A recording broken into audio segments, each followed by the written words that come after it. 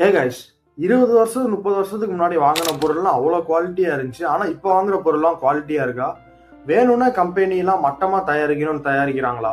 இதுக்கு பேர் தான் பிளான்ட் அப்சலசன்ஸ்.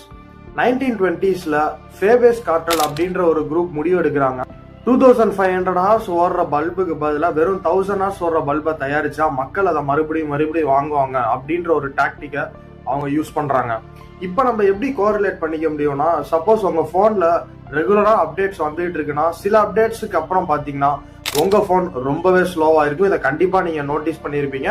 அதே மாதிரி இப்போ தயாரிக்கிற பொருள்லாம் ஒன்ஸ் அது ரிப்பேர் ஆயிட்டா தூக்கி போடுற மாதிரி தான் இருக்கும். அந்த மாதிரி தான் ஃபுல்லாவே தயாரிக்கிறாங்க. கைஸ், ஒரு இன்ட்ரெஸ்டிங் விஷயம், ஒரு பல்பு 120 வருஷமா ஒரு ஃபயர் ஸ்டேஷன்ல எரிஞ்சிட்டு இருக்கு. அதான் சென்டினியல் லைட். அப்ப இருந்த டெக்னாலஜியால அவ்வளவு பண்ண முடியுதுன்னா, இப்போ உள்ள டெக்னாலஜிக்கு என்னென்னமோ பண்ணலாம், ஏன் பண்ண மாட்டேங்கிறாங்க? சப்போஸ் கம்பெனி நம்மள ஒரு கஸ்டமரா பாக்குறாங்களா, இல்ல நம்மள ஒரு ஏமாளியா பார்த்து ஏமாற வைக்கிறாங்களா? உங்க கமெண்ட்ஸை கீழே போடுங்க.